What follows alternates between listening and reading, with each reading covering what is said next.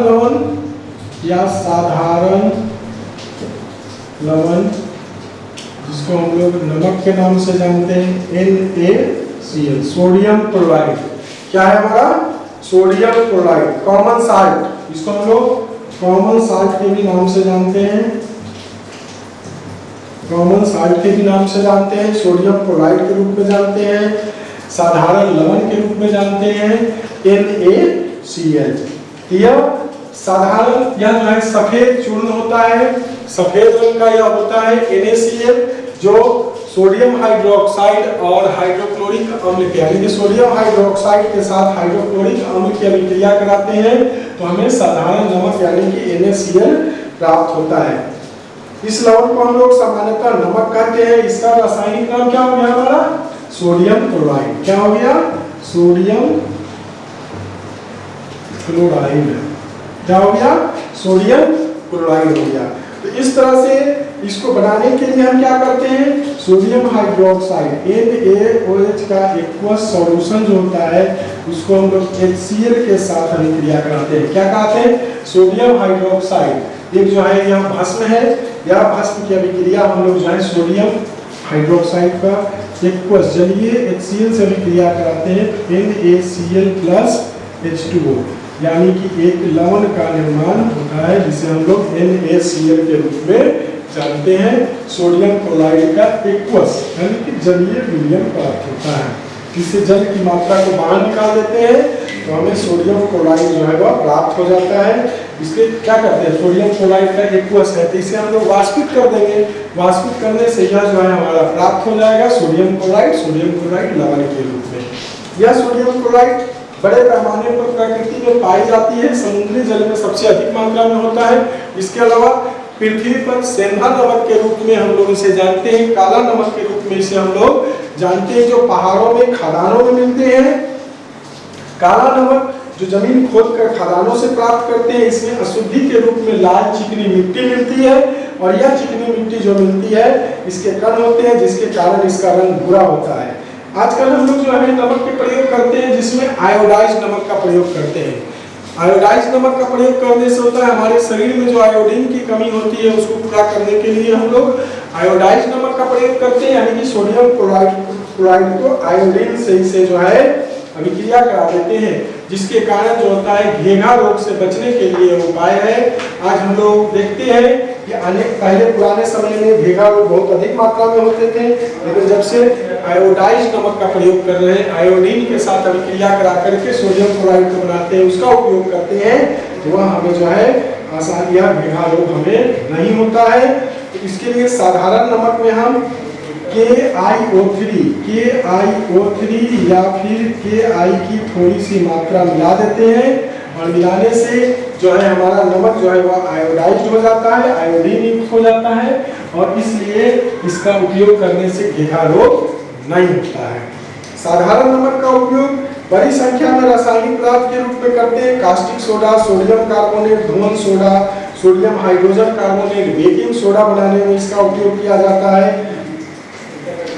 इसके अलावा साधारण नमक का उपयोग सबसे ज्यादा तो भोजन बनाने में, यानी कि रोजाना दिन रोजमर्रा के जीवन में हमारे जीवन का एक बहुत ही महत्वपूर्ण जो है वह एक अवयव है, कण है, जिसका हम उपयोग हम रोजाना दैनिक जीवन में हम लोग करते हैं। इसके बिना हम कल्पना भी नहीं कर सकते हैं साधारण नमक के बिना कि हम इसका उपयोग कर सके या इसके बिना हमारा काम चल सकता है। साधारण नमक का उपयोग जो है अचारों में परिरक्षक के रूप में भी किया जाता है। परिरक्षक यानी कि अचारों को सुरक्षित रखने के लिए इसका उपयोग करते हैं। इसके अलावा मांस मछली के परिरक्षण में भी नमक का उपयोग किया जाता है ताकि मांस मछली अधिक दिनों तक वह सुरक्षित रह सके। तो सोडियम क्लोराइड का हमारे जीवन में बहुत ही महत्व है। साबुन के निर्माण में इसका उपयोग किया जाता है। साधारण नमक को बर्फ पिघलाने के लिए भी उपयोग करते हैं, जो ठंडे देशों में जाड़े के समय में सड़कों पर जमा हो जाती है, यानी कि जहाँ सड़क पर जमा हो जाती है तो वहाँ पर भी जो है हम सोडियम क्लोराइड को सड़क पर डाल देते हैं ताकि जो है बर्फ हमारा पिघल जाए, यानी कि बर्फ को पिघलाने के लिए भी सोडियम क्लोराइड का हम लोग उपयोग करते हैं। Caustic soda NaOH sodium hydroxide दूसरा नंबर है। सोडियम हाइड्रोक्साइड, यह भी सोडियम हाइड्रोक्साइड को बनाने के लिए, यानी कि सोडियम हाइड्रोक्साइड जिसको हम लोग क्या कहते हैं, कास्टिक सोडा कहते हैं। यह कास्टिक सोडा जिसका सूत्र NaOH है, यह एक बहुत ही महत्वपूर्ण जो है भस्म है, भस्मीय रसायन है, भस्मीय पदार्थ है, जिसका हमारे दैनिक जीवन में इसका अत्यधिक उपयोग होता है। तो इसको बनाते कैसे हैं? इसको सोडियम हाइड्रोक्साइड को बनाने के लिए हम लोग सोडियम क्लोराइड को जल के साथ अभिक्रिया कराते हैं। सोडियम क्लोराइड की अभिक्रिया जल के साथ कराते हैं तो हमें प्राप्त होता है सोडियम हाइड्रोक्साइड। क्या प्राप्त होता है? हमें सोडियम हाइड्रोक्साइड प्राप्त होता है। साथ में हाइड्रोजन गैस तथा क्लोरीन गैस भी मुक्त होती है। हाइड्रोजन और क्लोरीन गैस मुक्त होती है, यानी कि सोडियम क्लोराइड की अभिक्रिया जल के साथ कराते हैं तो उस स्थिति में सोडियम हाइड्रोक्साइड और क्लोरीन और हाइड्रोजन गैस प्राप्त होता है। सोडियम क्लोराइड के जलीय विलयन है यानी कि सोडियम क्लोराइड का जलीय विलयन को लिक्विड फॉर्म में जल के साथ अभिक्रिया कराते हैं तो सोडियम हाइड्रोक्साइड प्राप्त होता है, साथ में हाइड्रोजन और क्लोरीन गैस प्राप्त होता है। तो हाइड्रोजन और क्लोरीन गैस के उत्पादन के लिए भी इसका उपयोग किया जाता है। क्लोरीन गैस का उत्पादन, क्लोरीन गैस की हमारे जीवन में जल के शुद्धिकरण या अन्य दूसरे कार्यों में बहुत ही अधिक इसका उपयोग होता है। तो सोडियम हाइड्रोक्साइड बड़े पैमाने पर बनाने के लिए सोडियम क्लोराइड को जल के साथ हम अभिक्रिया कराते हैं। कैसे अभिक्रिया कराते हैं? तो विद्युत अपघटन विधि द्वारा। किस विधि द्वारा? विद्युत अपघटन विधि, यानी कि सोडियम क्लोराइड और जल के जलीय विलयन में हम क्या करते हैं? विद्युत धारा प्रवाहित करते हैं। तो विद्युत धारा प्रवाहित करने से हाइड्रोजन और क्लोरीन गैस मुक्त होता है, जिसमें एनोड पर क्लोरीन गैस होता है मुक्त, एनोड पर जो होता है वह क्लोरीन गैस मुक्त होता है और कैथोड पर जो है हमारा H2 गैस मुक्त होता है। और इस प्रकार से क्लोरीन और हाइड्रोजन गैस को हम अलग अलग पात्रों में जमा कर लेते हैं, एनोड पर और कैथोड पर जमा कर लेते हैं और सोडियम हाइड्रोक्साइड जलीय विलयन के रूप में प्राप्त हो जाता है। तो बहुत ही आसान विधि के द्वारा हाइड्रोजन और क्लोरीन हम लोग प्राप्त कर लेते हैं। यह हाइड्रोजन गैस जो है हाइड्रो इस्पात की सफाई में, अमोनियम क्लोराइड में, औषधियों के निर्माण में, अनेक प्रकार के सौंदर्य प्रसाधन बनाने में इसका उपयोग करते हैं। इस तरह से बहुत ही अधिक उपयोग है हमारा यह। तो सोडियम हाइड्रोक्साइड जो है साबुन और अपमार्जक बनाने के लिए इसका उपयोग करते हैं। साबुन बनाने में सोडियम हाइड्रोक्साइड का प्रयोग होता है, अपमार्जक बनाने में होता है, जो हम लोग लास्ट चैप्टर, चौथा चैप्टर में पढ़ेंगे कार्बन और उसके यौगिक में कि अपमार्जक क्या है और साबुन कैसे बनाई जाती है। इसका कृत्रिम वस्त्र बनाने में सोडियम हाइड्रोक्साइड का रेयॉन, डेक्रॉन जैसे रेसिन, नायलॉन जैसे रेसिन को निर्माण में इसका प्रयोग किया जाता है। कागज के निर्माण में भी सोडियम हाइड्रोक्साइड का उपयोग होता है। इस तरह से सोडियम हाइड्रोक्साइड हमारे जीवन में बहुत ही महत्वपूर्ण जो है वह योगदान करता है या बहुत ही महत्वपूर्ण स्थान है इसका। सोडियम हाइड्रोक्साइड को बॉक्साइड अयस्क के शुद्धिकरण में भी प्रयोग करते हैं, जिससे एल्युमिनियम धातु का निष्कर्षण होता है। यानी कि एल्युमिनियम धातु के निष्कर्षण में भी जो है वह सोडियम हाइड्रोक्साइड का एक महत्वपूर्ण योगदान होता है। इसके अलावा हाइड्रोजन और क्लोरीन गैस, क्लोरीन का उपयोग जो है जल के शुद्धिकरण में सबसे अधिक किया जाता है। कीटाणुनाशक के रूप में जल के शुद्धिकरण में इसका उपयोग किया जाता है। इसके अलावा इसका उपयोग जो है विरंजक चूर्ण के उत्पादन में क्लोरीन का किया जाता है, जिसके बारे में हम लोग अभी तुरंत पढ़ेंगे कि विरंजक चूर्ण कैसे बनाते हैं। क्लोरीन के कारण ही विरंजक चूर्ण बनते हैं, तो विरंजक चूर्ण के निर्माण में सहायता करता है। इसके अलावा हाइड्रोक्लोरिक अम्ल के उत्पादन में भी इसका महत्वपूर्ण जो है वह योगदान है, यानी क्लोरीन जो है वह हाइड्रोक्लोरिक अम्ल के उत्पादन में भी इसका उपयोग होता है। क्लोरीन का उपयोग जो है विलायकों को, अनेक प्रकार के विलायकों को बनाने के लिए भी क्लोरीन का उपयोग करते हैं, जैसे carbon tetrachloride CCl4 carbon tetrachloride एक कार्बनिक विलायक है जिसमें अन्य दूसरे कार्बनिक पदार्थों को घुला जाता है। इसके निर्माण में भी जो है क्लोरीन का महत्वपूर्ण जो है वह स्थान है। इस प्रकार से हाइड्रोजन का उपयोग, तो हाइड्रोजन भी उसी तरह से महत्वपूर्ण है। हाइड्रोजन का उपयोग ठोस वसा प्राप्त करने के लिए, यानी कि हाइड्रोजनीकरण के लिए, वसाकरण के लिए, हाइड्रोजनीकरण के लिए जो है इसका बहुत ही महत्वपूर्ण उपयोग करते हैं हम लोग। हाइड्रोजन का उपयोग हाइड्रोक्लोरिक अम्ल बनाने में करते हैं, उर्वरक के रूप में अमोनिया के निर्माण में करते हैं, नाइट्रोजन के साथ अभिक्रिया कराते हैं तो अमोनिया गैस बनता है। इसके अलावा अन्य अनेक प्रकार के अल्कोहल, एल्डिहाइड, कीटोन इत्यादि के निर्माण में भी हाइड्रोजन का उपयोग किया जाता है। द्रव हाइड्रोजन का उपयोग जो है वह प्रनोदक, रॉकेट ईंधन जिसको बोलते हैं, उसमें भी इसका उपयोग होता है।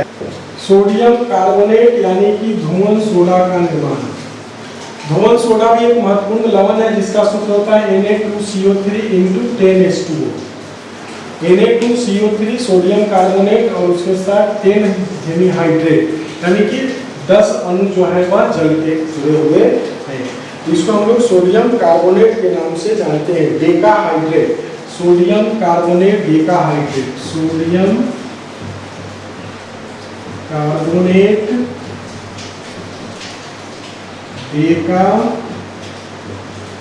डेकाहाइड्रेट,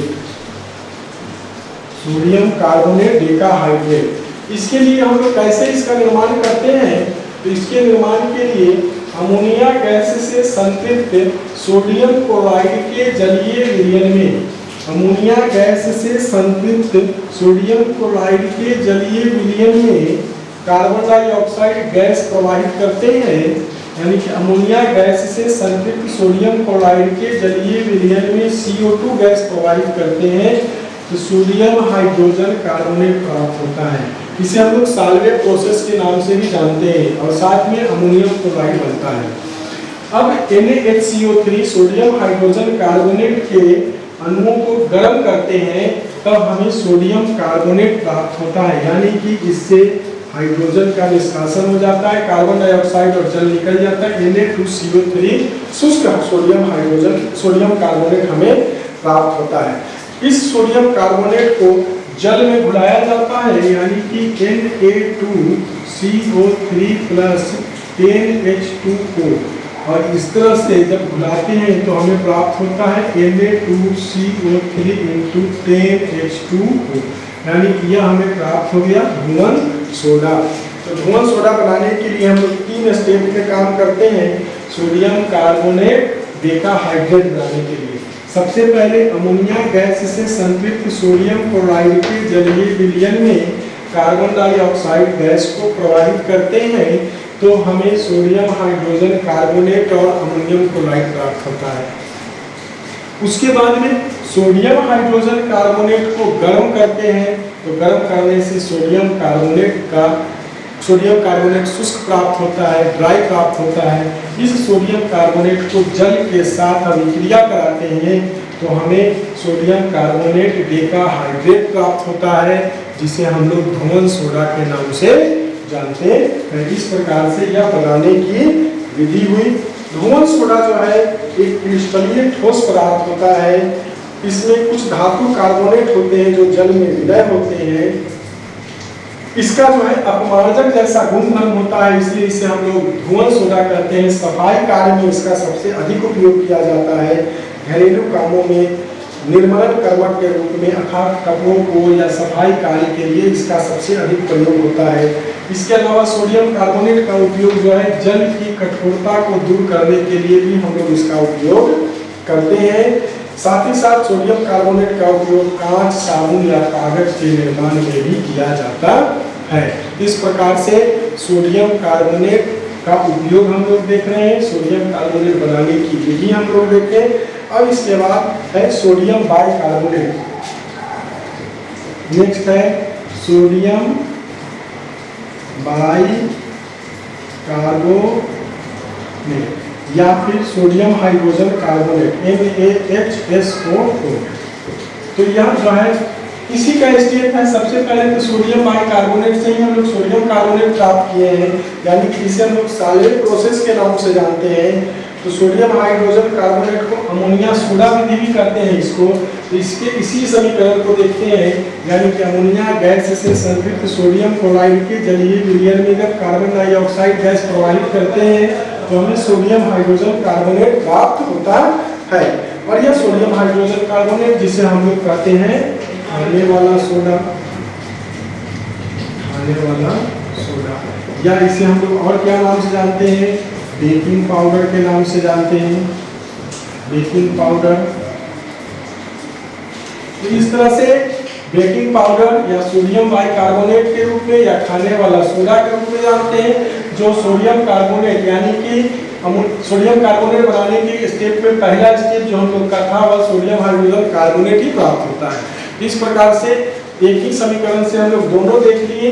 अब जाकर के सोडियम कार्बोनेट के हम लोग देखते हैं यह कैसा होता है। तो यह जल में बहुत ही कम विलय होता है, जल में यह विलय नहीं होते हैं। यह जो है जल के विलयन में अति मंद क्षारीय होते हैं, क्षारीय गुण होते हैं। जैसे अपच की बीमारी में इसका प्रयोग जो है हम लोग करते हैं। पाचन तंत्र में हम लोग इसका पढ़े थे कि बेकिंग सोडा का प्रयोग जो है जब हमारे पेट में अम्लीय पदार्थ की मात्रा अधिक होती है तो क्षारीय पदार्थ के रूप में हम लोग खाने वाला सोडा का उपयोग कर सकते हैं। इसके अलावा इसका उपयोग जो है बेकरी में सबसे ज्यादा होता है। बिस्किट या फिर अन्य दूसरे पदार्थ को बनाने के लिए केक, ब्रेड इत्यादि बनाने में बेकिंग पाउडर का उपयोग सबसे अधिक मात्रा में होता है। इसके अलावा इसका प्रयोग जो है सोडियम हाइड्रोजन कार्बोनेट कार्बोनेट होगा, CO3 सोडियम हाइड्रोजन कार्बोनेट का सबसे अधिक उपयोग जो होता है वह होता है बेकरी में बेकिंग पाउडर के रूप में, केक, बिस्किट इत्यादि बनाने में, ब्रेड बनाने में। इसके अलावा इसका उपयोग जो है अग्निशामक यंत्र में होता है, अग्निशामक यंत्र में होता है। क्योंकि अग्निशामक यंत्र में होता है इसलिए देखो सोडियम बाइकार्बोनेट को जब हम गर्म करते हैं, हीट करते हैं तो सोडियम कार्बोनेट और कार्बन डाइऑक्साइड देता है और जल देता है। और यही कार्बन डाइऑक्साइड जो है आग को बुझाने में सहायता करता है।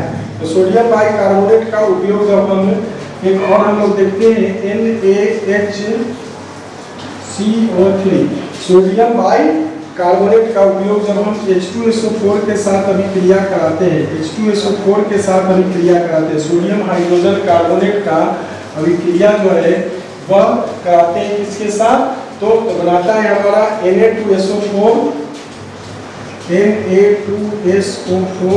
Plus CO2 plus H2O। और यह CO2 जो गैस उत्सर्जित होता है यह आग बुझाने के काम में आता है।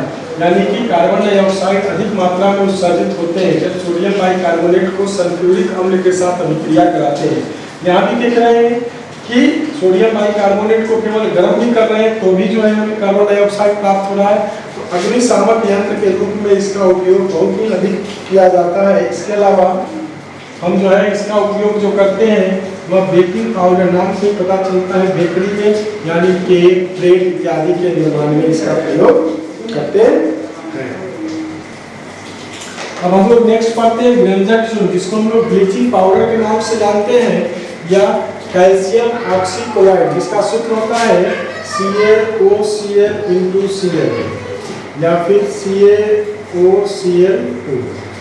इस तरह से ब्लीचिंग पाउडर जिसको कैल्शियम ऑक्सीक्लोराइड के नाम से जानते हैं यह एक व्यंजक चूर्ण है जिसका हम लोग अत्यधिक उपयोग जो है सफाई कार्यों के लिए करते हैं। बनाने की बहुत ही इसकी आसान विधि है, वह विधि है व्यंजक चूर्ण बनाने के लिए कैल्शियम हाइड्रोक्साइड शुष्क बुझे हुए चूने को क्लोरीन गैस के साथ अभिक्रिया कराते हैं 40 डिग्री सेल्सियस तापमान।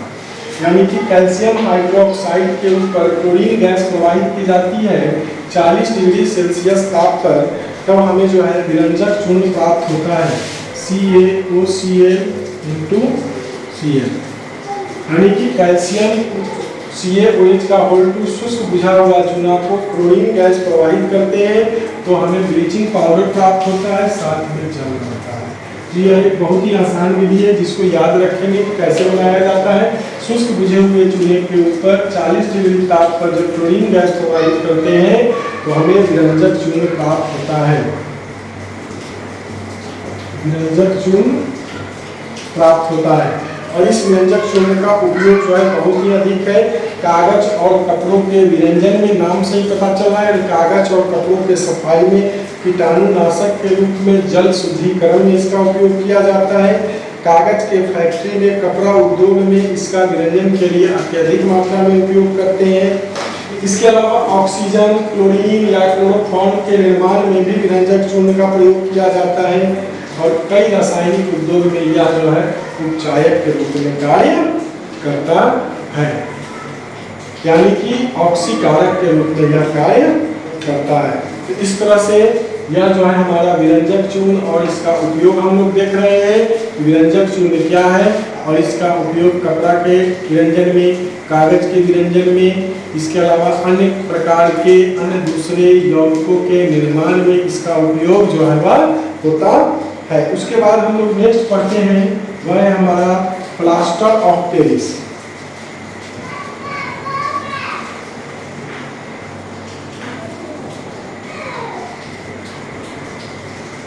Plaster of Paris, plaster of Paris जो है, जिसको हम लोग कैल्शियम हेमीहाइड्रेट बोलते हैं।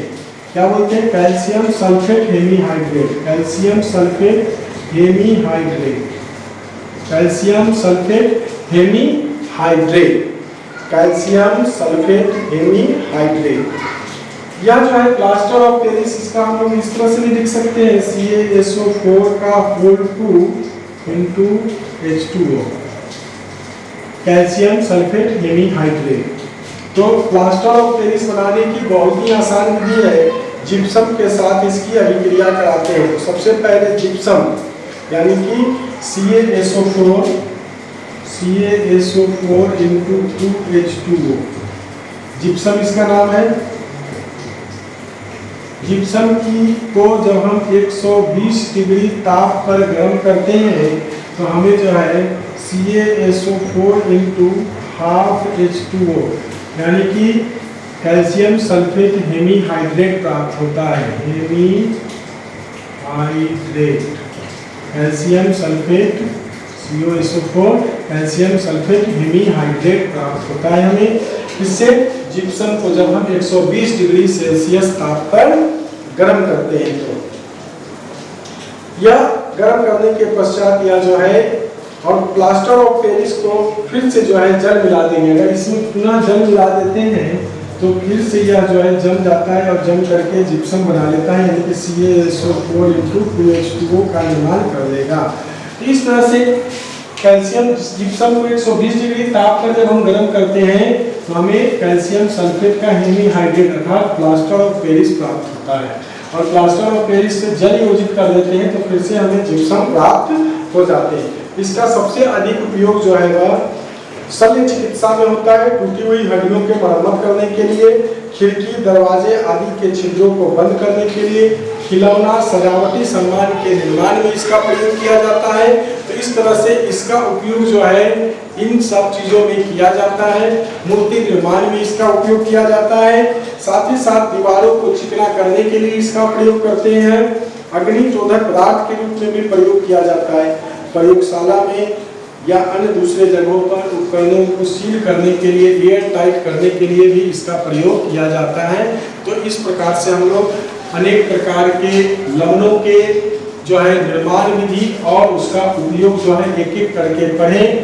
और इस प्रकार से हमारा अम्ल, क्षार और लवण जो दूसरा चैप्टर था केमिस्ट्री का क्लास 10 का, वह अब खत्म होना है, समाप्त हो रहा है। अब जो है हम लोग नेक्स्ट वीडियो में हम लोग नेक्स्ट चैप्टर पढ़ेंगे। आज के लिए बस इतना ही। धन्यवाद। अब हम लोग एक एक करके थोड़ा सा जो है हम लोग स्मरण कर लेते हैं इस चैप्टर में हम लोग क्या क्या पढ़े थे। तो इस चैप्टर में सबसे पहले हम लोग पढ़े थे अम्ल।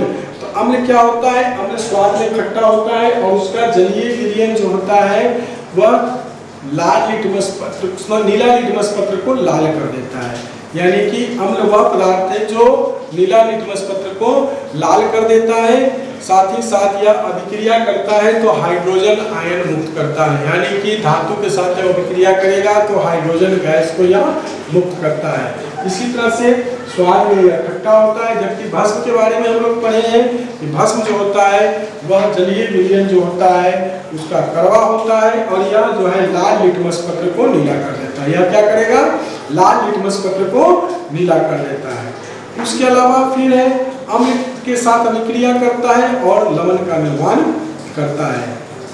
इसके बाद हम लोग पढ़े थे विद्युत अपघट्य और विद्युत अनअपघट्य पदार्थ। विद्युत अपघट्य पदार्थ वैसा जलीय विलयन जिसमें विद्युत धारा का प्रवाह होता है, और विद्युत धारा का प्रवाह होने वाले पदार्थ को हम लोग विद्युत अपघट्य पदार्थ कहते हैं, जिसका जलीय विलयन अर्थात विद्युत का सुचालक होता है।